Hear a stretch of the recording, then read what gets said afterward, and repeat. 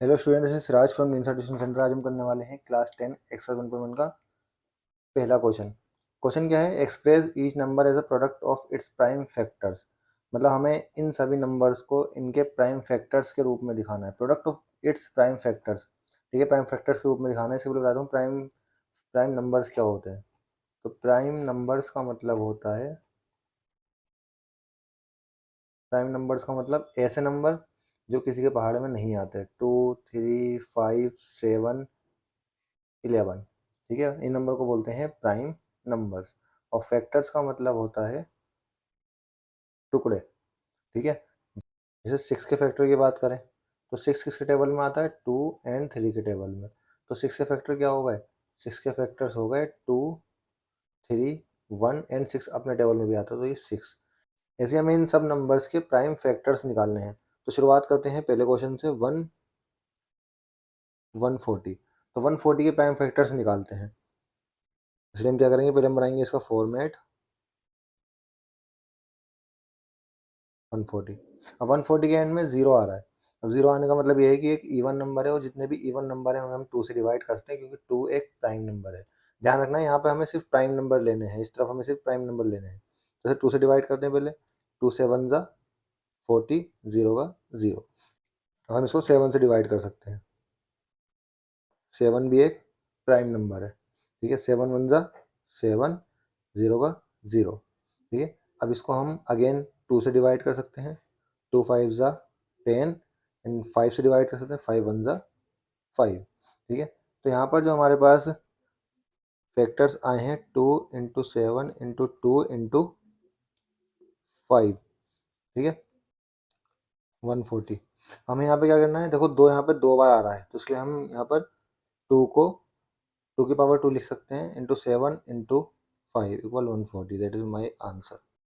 दूसरा नंबर लेते हैं 156। 156 156 को भी हमें इसके प्राइम फैक्टर के रूप में दिखाना है। तो इसलिए हम क्या करेंगे, पहले फॉर्मेट में आएंगे 156, क्योंकि 156 भी एक इवन नंबर है, इसको 2 से डिवाइड कर सकते हैं। अब 2 के टेबल में 15 तो आता नहीं है, 15 से छोटा क्या आता है? 14। कितनी बारी में? 7 बारी में। तो 2 7 ज़ा 14, लेकिन हमें 15 तो हमने लिया क्या है? 14। इसका मतलब हमारे पास अभी 1 बचेगा। 1 को हम यहाँ पे कैरी करेंगे। अब 2 के टेबल में 16 आता है 8 टाइम्स, तो 2 8 ज़ा 16। ये फिर से यहाँ पर 78 आया, इसका मतलब ये एक इवन नंबर है, इसको हम अगेन 2 से डिवाइड कर सकते हैं। और 2 4 ज़ा 2 3 ज़ा 6, 1 अगेन यहाँ पर आएगा। 2 9 ज़ा 18। और यहाँ पर आप देखेंगे ये 39 एक एक ओड नंबर है, इसका मतलब 2 से डिवाइड अगेन नहीं होगा।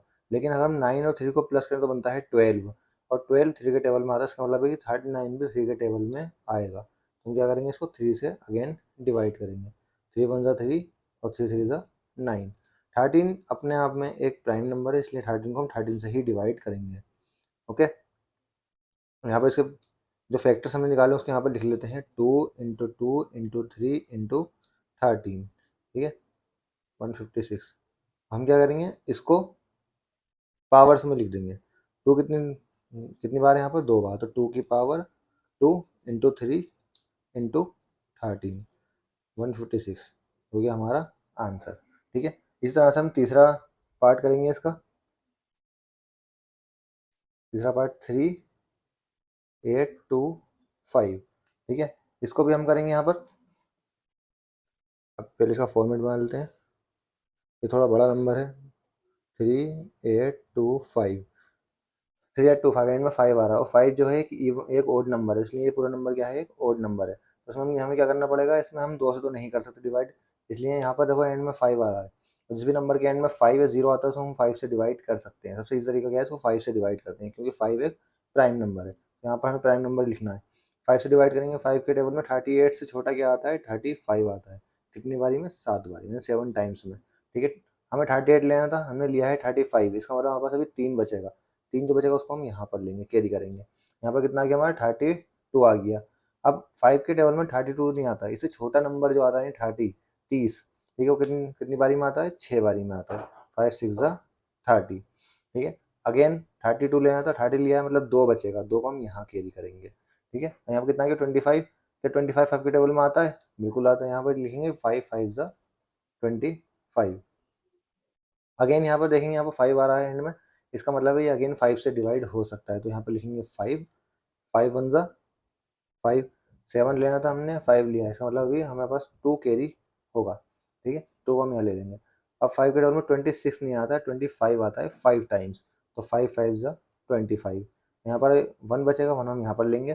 अब हमें लिखना है, हमें यहाँ पर देखना है कि 15 5 के टेबल में कितनी बारी में आता है। तो यहाँ पर 5 के टेबल में 15 आएगा आपका 3 बारी में। 5 3 ज़ा 15, 5 3 ज़ा 15। ठीक है, अब यहाँ पर आप देखेंगे कि 153 एक ओड नंबर है, मतलब 2 के टेबल में तो आएगा नहीं, 5 के टेबल में भी नहीं आएगा, क्योंकि यहाँ पर 0 और 5 नहीं है एंड में। अब इनको प्लस करके देखते हैं, 5 एंड 3 8 एंड 1 9। अगर मैं इन तीनों को प्लस करूँगा 1 5 एंड 3 को, तो मेरा आंसर आएगा 9। और 9 3 के टेबल में आता है, इसका मतलब पूरा नंबर 3 के टेबल में आ सकता है। हम इसको 3 से डिवाइड करेंगे। 3 5 ज़ा 3, 3 5 ज़ा 15 एंड 3 1 ज़ा 3, 51। 5 एंड 5 और 1 6, यानी 6 3 के टेबल में आता है, इसलिए 51 भी 3 के टेबल में आएगा। यहाँ पे लिख देंगे 3, 3 से डिवाइड करेंगे इसको, 3 1 ज़ा 3, 2 बचेगा, तो यहाँ पे लेंगे कैरी, 3 7 ज़ा 21। 17 अपने आप में एक प्राइम नंबर है, इसलिए यहाँ इसको हम लिखेंगे 71 ज़ा 70। अब इन नंबर्स को देखेंगे हम, तो 5 इंटू 5 इंटू 3 इंटू 3 इंटू 17। अब इसको हमें कुछ नहीं करना, सिर्फ एक्सपोनेंट्स में लिख देना है।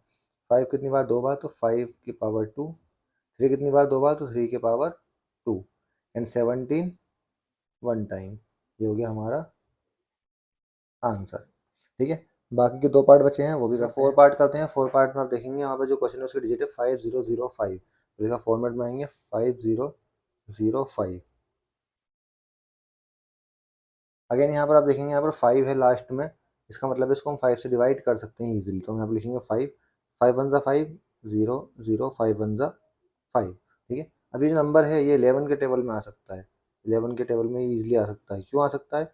किसी भी नंबर को 11 के टेबल में आता है या नहीं आता, उसको हम कैसे पता कर सकते हैं? उसके लिए आपको क्या करना है, 1001। अब जो उसकी, जो पहले आपको पोजीशन देखनी है 1 2 3 4, तो 1 एंड 3 इन नंबर को आपको प्लस करना है।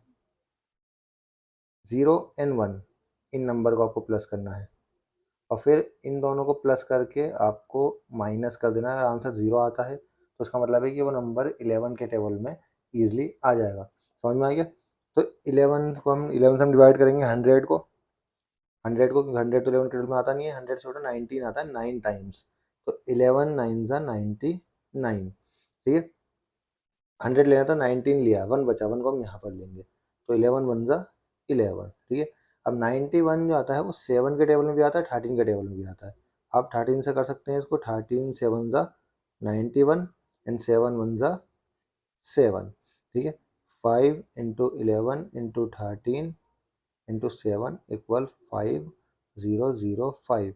इसमें कोई भी नंबर सेम नहीं है, तो इसलिए यहाँ पर हम पावर में उसको नहीं लिखेंगे। ध्यान रखना है कि जितने भी नंबर होंगे यहाँ पर, ये सब प्राइम नंबर्स होने चाहिए, प्राइम नंबर्स जो किसी के भी पहाड़े में नहीं आते, ऐसे नंबर्स यहाँ पर होने चाहिए। यहाँ पर आप 4 6 9 15 18 ये सब नहीं रख सकते। ठीक है, वरना आपका आंसर गलत हो जाएगा।